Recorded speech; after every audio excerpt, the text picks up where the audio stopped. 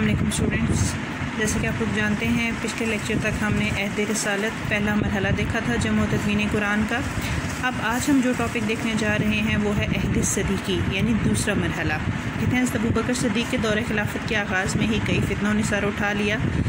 اب وہ فتنے کیا تھے؟ پہلا تھا کہ بعض قبائل نے زکوٰۃ دینے سے انکار کر دیا۔ دوسرا کیا تھا کہ کچھ نبوت کے جھوٹے دعوے دار بن بیٹھے۔ ادھر شام کے محاذ پر بھی جنگ کا سلسلہ جاری تھا۔ جھوٹے نبی مسلمہ کذاب کے ساتھ یمامہ ایک جنگ کا نام جو موجودہ ریاض کے مضافات میں تھی۔ ریاض آپ کو پتہ ہے ایک شہر کا نام ہے اور مضافات کا مطلب ہوتا ہے ارد گرد، یعنی ریاض کے پاس ہی اس جگہ کا نام تھا یمامہ، وہاں پر جنگ ہوئی تھی، اس لیے اس کو جنگ یمامہ کہا جاتا ہے۔ کے مقام پر بڑی خون ریز لڑائی ہوئی جس میں مسلمانوں کو فتح ہوئی، لیکن بعض کبار صحابہ سمیت مسلمانوں کی ایک کثیر تعداد نے اس میں شہادت پائی۔ کبار ہوتے ہیں بزرگ۔ شہید ہونے والوں میں 70 حفاظ قرآن بھی تھے۔ حضرت عمر کے بھائی زید بھی اس جنگ میں شہید ہوئے۔ حضرت عمر کی تجویز حضرت عمر کو اس جنگ میں کثیر تعداد میں مسلمانوں کے شہید ہونے، بالخصوص اپنے بھائی کی شہادت سے، جس سے انہیں بےحد محبتی شدید صدمہ ہوا، لیکن اس صدمے کی حالت میں بھی وہ امت کی بھلائی کے بارے میں غور و فکر کرتے رہے۔ حضرت عمر کو تشویش ہوئی، تشویش مطلب پریشانی، کہ جنگوں کا ایک بڑا سلسلہ جاری ہے اور اگر اس طرح حفاظ قرآن شہید ہوتے رہے تو کہیں قرآن کا کچھ حصہ ضائع نہ ہو جائے۔ قرآن حکیم کی حفاظت کا زیادہ تر انحصار اب تک لوگوں کے حافظے پر ہی تھا۔ رسول کریم وحی کی کتابت کروا دیا کرتے تھے۔ کتابت یعنی لکھوانا۔ متعدد صحابہ کے پاس تحریری صورت میں قرآن حکیم موجود تھا، لیکن ایک بات تو یہ تھی کہ قرآن متفرق اجزاء کی صورت میں تحریر کیا ہوا تھا۔ متفرق کا مطلب ہے بکھرے ہوئے، یعنی اس کا ایک ٹکڑا پتھر کی سل پر لکھا ہوا ہے تو دوسرا کھجور کی چھال پر، تیسرا کسی ہڈی پر اور کوئی حصہ قرآن لکڑی پر لکھا ہے۔ بعض آیتیں کاغذ کے کسی ٹکڑے پر لکھی ہوئی ہیں۔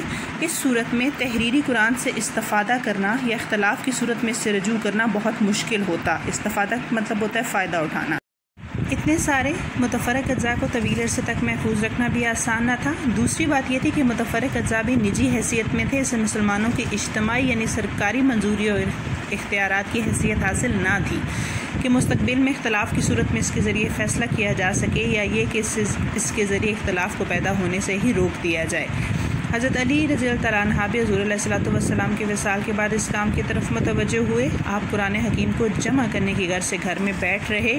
آپ نے قرآن حکیم کو نزولی ترتیب سے جمع کیا، یعنی حضرت علی نے جمع قرآن کا یہ کام بھی نجی حیثیت میں کیا تھا۔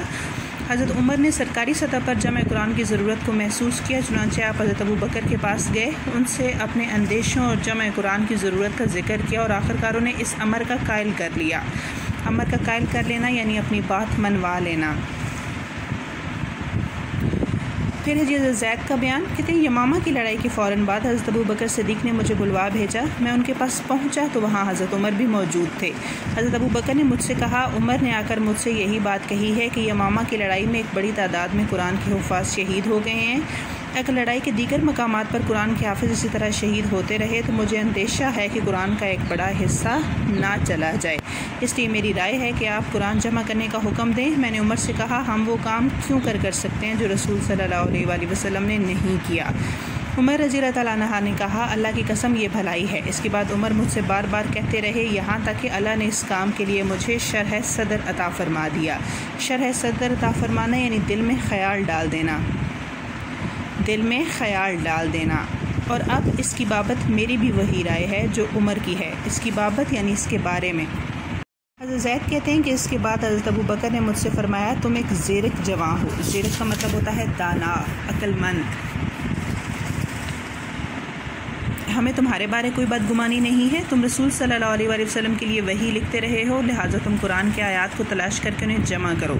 اس کے بعد حضرت زید کہتے ہیں، اللہ کی قسم اگر وہ مجھے کسی پہاڑ کے ڈھونڈنے کی ذمہ داری ڈالتے تو مجھ پر اس کا اتنا بوجھ نہ ہوتا جتنا جمع قرآن کا محسوس ہوا جس کا مجھے حکم دیا گیا۔ میں نے کہا، آپ لوگ ایسا کام کیوں کر سکتے ہیں جو رسول صلی اللہ علیہ وآلہ وسلم نے نہیں کیا؟ حضرت ابو بکر نے فرمایا، اللہ کی قسم یہ بھلائی ہے۔ حضرت ابو بکر مجھ سے بار بار یہ بات فرماتے رہے، یہاں تک کہ اللہ تعالیٰ نے مجھے بھی اس کام کے لیے شرح صدر فرما دیا۔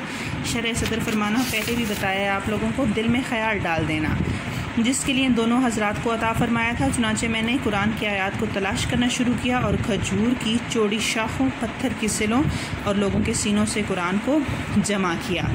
حضرت زید بن ثابت کا تعلق انصار کے قبیلہ خزرج سے تھا۔ رسول کریم نے مدینہ منورہ کو جب ہجرت فرمائی اس وقت وہ اسلام قبول کر چکے تھے اور قرآن مجید کی کئی صورتیں بھی یاد کر لی ہوئی تھیں، جبکہ ان کی عمر صرف 11 سال تھی۔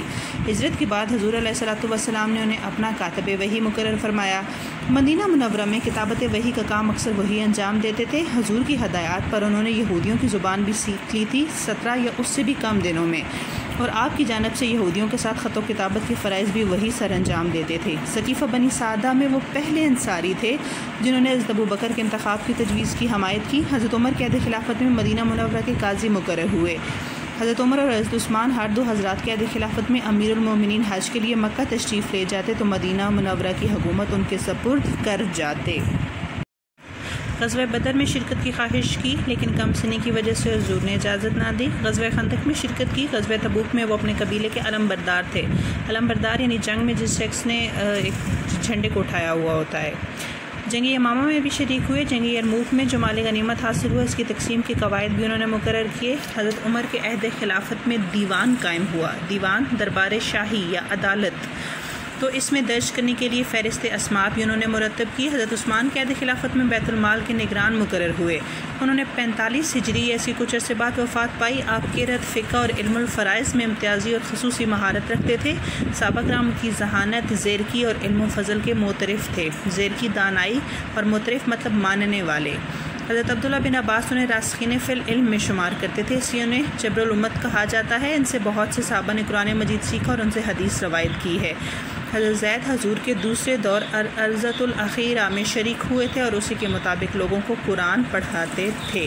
حضرت زید کا طریقہ کار کیا تھا، یعنی انہوں نے کس طرح سے قرآن کی جمع و تدوین کا کام کیا؟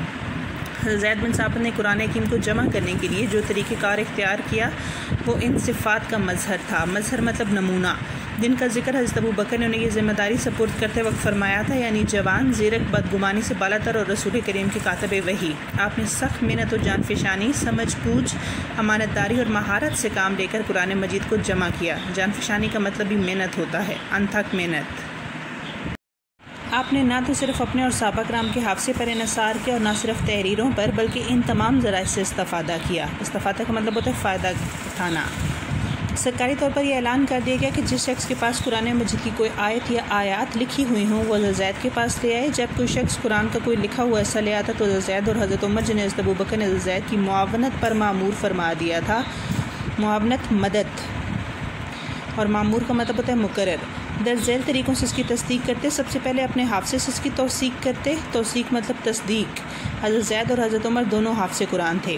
ہر لکھی ہوئی آیت پر 2 قابل اعتبار گواہوں سے گواہی لی جاتی کہ یہ آیت حضور صلی اللہ علیہ وآلہ وسلم کے سامنے لکھی گئی تھی۔ یہ بھی ظاہر بات ہے کہ ایک ہی آیت لکھی ہوئی صورت میں بیک وقت کئی صحابہ سے وصول ہوئی ہوگی۔ ان لکھی ہوئی آیات سے مقابلہ و موازنہ بھی کیا گیا۔ نیس و فاس کے سینوں میں جو قرآن مجید محفوظ تھا اس سے بھی استفادہ کیا گیا۔ ہر صورت کی تمام آیات کو ترتیب توقیفی سے صحیفے میں لکھ لیا گیا۔ یوں جو صحف جن پر قرآن حکیم کی آیات لکھی گئیں وہ اوراق تیار ہوئے وہ حضرت ابوبکر کے حوالے کر دیے گئے۔ آپ کے بعد یہ صحف خلیفہ ثانی حضرت عمر کو منتقل ہو گئے اور حضرت عمر کی شہادت کے بعد حضرت عمر کی صاحبزادی ام المومنین حضرت حفصہ کے پاس آ گئے۔ ایک روایت کے مطابق یہ صحیفے کاغذوں پر لکھے ہوئے تھے جبکہ ایک دوسری روایت کے مطابق چمڑے کے اوپر لکھے گئے تھے۔ حضرت حفصہ کی وفات کے بعد مروان بن حکم نے جو حضرت امیر معاویہ کی طرف سے مدینہ منورہ کا گورنر تھا یہ صحف منگوا کر انہیں تلف کر دیا۔ تلف کا مطلب ہوتا ہے ضائع کر دینا۔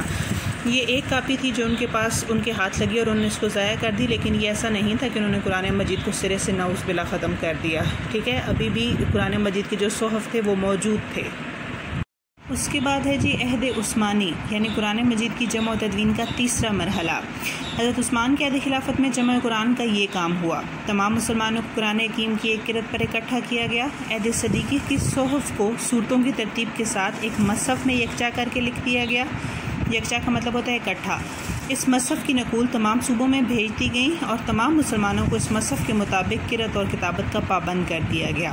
حضرت عثمان کا یہ کارنامہ نہایت شاندار اور بڑی قدر و قیمت والا ہے۔ اس سے مسلمانوں کی شیرازہ بندی ہوئی۔ شیرازہ بندی کا مطلب ہوتا ہے اکٹھا کرنا، یکجا کرنا۔ قرآن کے حوالے سے اختلافات کے جنم لینے کا ہمیشہ کے لیے سدباب ہو گیا۔ سدباب مطلب خاتمہ۔ تب سے لے کر آج تک پوری دنیا میں قرآن مجید کے تمام نسخے حضرت عثمان کے مرتب کرائے ہوئے مصحف کی ہو بہو نقل ہیں اور کسی مسلمان کو اجازت نہیں کہ وہ قرأت یا کتابت میں مصحف عثمانی سے ذرا بھی اختلاف کرے۔ اس عظیم و شان خدمت کی وجہ سے حضرت عثمان کو جامع القرآن کہا جاتا ہے۔ حضرت عثمان کے عہد خلافت میں جمع قرآن کی جو عظیم کام ہے اس کی تفصیل درج ذیل ہے۔ سب سے پہلے عربی زبان کے لہجے۔ تقریباً ہر زبان کے کئی لہجے یا بولیاں ہوتے ہیں۔ لہجے کے اختلاف سے مراد لفظ کی ادائیگی، اس کے ہجے، مذکر و مؤنث وغیرہ بعض قواعد ہیں۔ بعض معنی کے لیے الفاظ بھی مختلف ہو سکتے ہیں۔ عربی زبان کے 7 بڑے لہجے تھے جو 7 بڑے قبائل کے تھے، باقی چھوٹے قبائل انہی 7 بڑے لہجوں یا بولیوں کے تحت آ جاتے تھے۔ ان 7 بڑے قبائل میں سے ایک بڑا اہم قبیلہ قریش کا تھا۔ عربی میں لفظ کے ہجے اور تلفظ یا طریقے ادائیگی کے مجموعے کو قرت کہتے ہیں۔ لہجے کے لیے لفظ حرف استعمال کرتے ہیں۔ قرآن مجید کی زبان۔ قرآن مجید فصیح عربی زبان میں نازل ہوا۔ فصیح کا مطلب ہوتا ہے شیریں کلام۔ ارشاد باری تعالیٰ ہے، اس کو روح امین نے فصیح عربی زبان میں آپ کے دل پر نازل کیا ہے تاکہ آپ لوگوں کو نصیحت کرتے رہیں۔ آپ صلی اللہ علیہ وآلہ وسلم کا تعلق قبیلہ قریش سے تھا اور آپ کے سب سے پہلے مخاطب بھی وہی تھے۔ ظاہر بات ہے کہ اللہ تعالیٰ نے قرآن مجید کو قریش کے لہجے میں نازل کیا۔ دیگر قبائل کے لوگ اسلام لانے لگے تو ان کے لیے قریش کی قرأت کو اختیار کرنا بہت دشوار تھا۔ نبی رحمت نے ان کی دشواریوں کا احساس کرتے ہوئے حضرت جبرائیل سے درخواست کی کہ عرب قبائل کو اپنے لہجے میں قرآن پڑھنے کی رخصت عطا کی جائے۔ چنانچہ 7 لہجوں میں قرآن پڑھنے کی اجازت مرحمت ہو گئی۔ مرحمت کا مطلب ہوتا ہے عنایت کر دینا۔ اللہ تعالیٰ اور اس کے رسول کا مقصود تو یہی تھا کہ لوگ قرآن عظیم کے پیغام اور اس کی تعلیمات کو سمجھیں اور ان پر عمل کریں۔ اس اجازت کے عطا ہونے سے یہ مقصود حاصل ہو گیا۔ یہ بات واضح رہے کہ کسی بھی لہجے میں قرآن پڑھنے سے قرآنی آیات کے معنی و مطالب یکساں رہتے ہیں، ان میں کچھ فرق نہیں پڑتا۔ اب قرأت کے اختلافات پر تنازع کیسے ہوا؟ تنازع مطلب جھگڑا۔ حضرت عمر اور حضرت عثمان کے عہد خلافت میں مسلمانوں کو بہت ملکی فتوحات حاصل ہوئیں۔ فتوحات ہوتی ہیں کامیابیاں، اور اسلامی ریاست کی حدود میں بے حد توسیع ہو گئی، یعنی اسلامی ریاست پھیل گئی۔ مفتوحہ علاقوں میں اسلام کی اشاعت تیزی سے ہونے لگی۔ ان علاقوں کے غیر عرب نئے اسلام قبول کرنے والوں نے عرب حفاظ قرآن سے قرآن سیکھنا تھا۔ ان عرب معلمین نے اپنی اپنی قرأت کے مطابق قرآن کی تعلیم دی۔ قرأت کے اختلاف میں جب ان لوگوں کے مابین نمایاں ہوئے تو بات تنازع تک جا پہنچی۔ ہر ایک اپنی قرأت کو درست قرار دے کر دوسرے کی قرأت کو غلط ٹھہراتا اور اس کی بنیاد پر ایک دوسرے کی تکفیر کرنے لگے۔ تکفیر کا مطلب ہوتا ہے ایک دوسرے کو کافر ٹھہرانا۔ قریب تھا کہ عرب قبائل کی زمانہ جاہلیت والی حمیت اور قبائلی مفاخرت اود کر آئے۔ حمیت کا مطلب ہوتا ہے غیرت، اور مفاخرت فخر سے نکلا ہے، فخر و غرور۔ اود کر آنا، واپس آ جانا۔ حضرت حذیفہ کی تجویز۔ حضرت حذیفہ بن یمان آرمینیا اور آذربائیجان کے محاذ پر جہاد کے لیے گئے ہوئے تھے۔ ان کے سامنے قرأت کے اختلاف پر تنازع ہوا، انہیں سے سخت تشویش ہوئی۔ تشویش مطلب پریشانی۔ انہوں نے مسلمانوں کا شرازہ بکھرنے کا خطرہ بھانپ لیا، یعنی ان کو اندازہ ہو گیا کہ مسلمان اس طرح تو اکائی اکائی ہو جائیں گے۔ واپس مدینہ منورہ آئے تو اپنے گھر جانے کے بجائے سیدھے حضرت عثمان کے پاس پہنچے تو عرض کیا، اے امیر المومنین، اس امت کو بچا لیجئے، بیشتر اس کے کہ یہ قرآن کے بارے یہود و نصارہ کی طرح اختلافات کرنے لگے۔ حضرت عمر کے استفسار پر انہوں نے سارا ماجرا کہہ کر سنایا۔ استفسار مطلب پوچھنے پر۔ صحابہ کے بورڈ کی تشکیل۔ حضرت حذیفہ کی اس رپورٹ سے پہلے بھی حضرت عثمان کے علم میں قرأت کے اختلافات پر جھگڑوں کی کچھ باتیں آ چکی تھی۔ آپ نے فوراً صحابہ کرام سے مشورہ کیا تو حضرت عثمان کی تجویز پر یہ طے پایا کہ ایک مصحف مرتب کر لیا جائے جس کی پیروی سب پر لازم ہو۔ حضرت عثمان نے حضرت حفصہ کو کہلا بھیجا کہ ہمیں صحف دے دیجیے، ہم انہیں مصاحف میں نقل کر کے آپ لوگوں کو واپس کر دیں گے۔ حضرت حفصہ نے وہ صحف آپ کو بھجوا دیے۔ آپ نے حضرت زید بن ثابت، عبداللہ بن زبیر، سعید بن الاس اور عبد الرحمن بن حارث بن حشام کو مصحف مرتب کرنے کا حکم دیا۔ حضرت زید انصاری تھے جبکہ باقی تینوں قریشی تھے۔ آپ نے ان 3 قریشی حضرات کو حکم دیا کہ قرآن کے بارے کسی چیز پر تمہارا زید سے اختلاف ہو جائے تو تم لوگ اسے قریش کی زبان میں لکھنا، کیونکہ یہ ان کی زبان میں نازل ہوا ہے۔ صحابہ کرام کے نزدیک حضرت زید بن ثابت کتابت میں سب سے بڑھ کر مہارت رکھنے والے تھے اور حضرت سعید بن الاس فصاحت میں سب سے بڑھ کر تھے۔ فصاحت مطلب خوش کلامی، خوش بیانی۔ لہٰذا یہ حکم دیا گیا کہ حضرت سعید املا کرائیں گے اور حضرت زید کتابت کریں گے۔ چونکہ متعدد نسخے تیار کرنے تھے، اس لیے ان حضرات کی معاونت کے لیے یعنی مدد کے لیے حضرت مالک بن ابی عامر، کثیر بن افلح، ابی بن کعب، انس بن مالک اور عبداللہ بن عباس رضی اللہ تعالیٰ عنہ سمیت مزید صحابہ کو بورڈ میں شامل کر کے اس کے ارکان کی تعداد 12 کر دی گئی۔ نیکسٹ ٹاپک ہے ہمارا مصاحف ائمہ یعنی کہ ماڈل نسخے۔ صحابہ کی مذکورہ بورڈ نے عہد صدیقی کی صحف کو سامنے رکھ کر قریشی قرأت پر کتابت کر کے قرآن مجید کی جلدیں تیار کیں جو کل 5 اور کچھ دوسری روایات کے مطابق 7 تھیں۔ ایک نسخہ مدینہ منورہ میں رکھ لیا گیا اور ہر ایک نسخے ہر صوبے میں بھجوا دیا گیا۔ ان مصاحف کو المصاحف الائمہ کہتے ہیں، یعنی ماڈل نسخے، یعنی مثال و نظیر بننے والے۔ اور واجب الاقتداء مصاحف، واجب الاقتداء یعنی جن کی پیروی ضروری ہو۔ یہ 100 فصل کو واپس بھجوا دیے گئے۔ صحابہ کے مشورے سے قرآن مجید کے جو نسخے لوگوں کے پاس تھے ان کو جلا دینے کا حکم دیا، یعنی آپ ایک باقاعدہ سرکاری سطح پر نسخے تیار ہو گئے تھے، لہٰذا پہلے جو نسخے لوگوں کے پاس تھے ان کو جلا دینے کا حکم ہوا تاکہ ایسا نہ ہو کہ یہ آپس میں مکس ہو جائیں۔ مصحف عثمانی کے مرتب ہونے سے لے کر آج تک قرآن مجید کے تمام نسخے پورے عالم میں اسی مصحف کی مکمل مطابقت میں تیار ہوئے ہیں۔ اس کی رسم الخط تک مکمل پیروی کی گئی ہے۔ رسول کریم نے اپنی عمر مبارک کے آخری رمضان المبارک میں جبرائیل کے ساتھ قرآن کریم کے 2 دور فرمائے تھے، یعنی 2 دفعہ ریوائز کیا تھا، دہرایا تھا۔ بیان کیا جاتا ہے کہ مصحف عثمانی دوسرے دور میں پڑھے اور سنے جانے والے قرآن کے مطابق، اور حضرت زید نے اس دور میں آپ سے قرآن سنا تھا۔ بیان کیا جاتا ہے کہ مصاحف عثمانی میں سے ایک مصحف تاشقند میں اور دوسرا نسخہ استنبول میں اور تیسرا انڈیا آفس لائبریری لندن میں ہے۔ یہ نسخے جھلی پر لکھے گئے ہیں۔ لندن والے نسخے پر سرکاری مہریں ہیں اور لکھا ہے کہ حضرت عثمان کا نسخہ قرآن ہے۔ استنبول والے نسخے میں سورہ بقرہ کی آیت فَسَيَكْفِيكَهُمُ اللَّهُ پر سرخ دھبے پائے جاتے ہیں، جن کی بابت یہ کہا جاتا ہے کہ حضرت عثمان رضی اللہ تعالیٰ عنہ کا خون ہے، کیونکہ جس وقت آپ کو شہید کیا گیا آپ یہ حصہ قرآن تلاوت کر رہے تھے۔ ان تینوں نسخوں کے خط اور تختی میں ذرا بھی فرق نہیں ہے۔ تختی کا مطلب ہوتا ہے ٹکڑے ٹکڑے کرنا، اور ہمارے قرآن مجید کے نسخوں اور ان تین نسخوں کے درمیان کوئی بھی فرق نہیں، اور ہمارے قرآن مجید کے نسخوں اور ان تین نسخوں کے درمیان بھی کوئی فرق نہیں ہے۔ آج کے لیکچر کا ہمارا لاسٹ ٹاپک ہے قرآن مجید کی ترتیب۔ قرآن مجید کی ترتیب نزولی نہیں، میں آپ کو پہلے بھی بتا چکی ہوں کہ ایسا نہیں تھا قرآن مجید جس ترتیب سے نازل ہوا اس ترتیب میں لکھ دیا گیا، بلکہ قرآن مجید کی ترتیب توقیفی ہے۔ توقیفی کا مطلب ہوتا ہے واقف کرنا، آگاہ کرنا، یعنی ایسا نہیں ہے کہ جو آیات اور صورتیں پہلے نازل ہوئیں ان کو قرآن مجید میں پہلے رکھا گیا ہو اور بعد میں نازل ہونے والی ان کے بعد رکھی گئی ہوں۔ مثال کے طور پر سورہ الگ کی 5 آیات سب سے پہلے نازل ہوئیں، لیکن قرآن کریم کی 114 صورتوں میں سورہ الگ کا نمبر 96 یعنی 96 ہے، جبکہ سورہ بقرہ اور سورہ آل عمران مدنی صورتیں ہیں اور انہیں شروع میں نمبر 2 اور 3 پر رکھا گیا ہے۔ آیات کی ترتیب کے توقیفی ہونے پر سب کا اتفاق ہے، یعنی اللہ تعالیٰ کی طرف سے ان کی ترتیب کی واقفیت دی گئی اور اس کے مطابق رسول کریم کاتبین وحی کو بتا دیا کرتے تھے کہ اس آیت کو فلاں آیت کے بعد اور فلاں آیت سے پہلے رکھو۔ عہد صدیقی میں صحف میں آیات کو اسی توقیفی ترتیب کے مطابق رکھا گیا ہے۔ مصحف عثمانی میں صورتیں بھی ترتیب سے رکھی گئی ہیں اور یہ ترتیب وہی ہے جو آج کل مستمل نسخوں میں پائی جاتی ہے۔ مستمل مطلب استعمال ہونے والی۔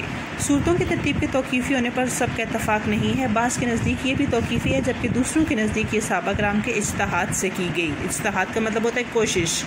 اگر صحابہ کرام کے اجتہاد سے صورتوں کو ترتیب دیا گیا ہے تو یہ بھی اللہ تعالیٰ کی مشیت کے تحت ہی ہوا۔ مشیت یعنی مرضی، رضا، کیونکہ قرآن کریم کی حفاظت اللہ تعالیٰ نے اپنے ذمہ لے رکھی ہے، لہٰذا اس کی حفاظت کے سلسلے میں جو بھی تدابیر اختیار کی گئی ہیں وہ سب اللہ تعالیٰ کی مشیت کے تحت تھیں۔ مشیت، مرضی، رضا۔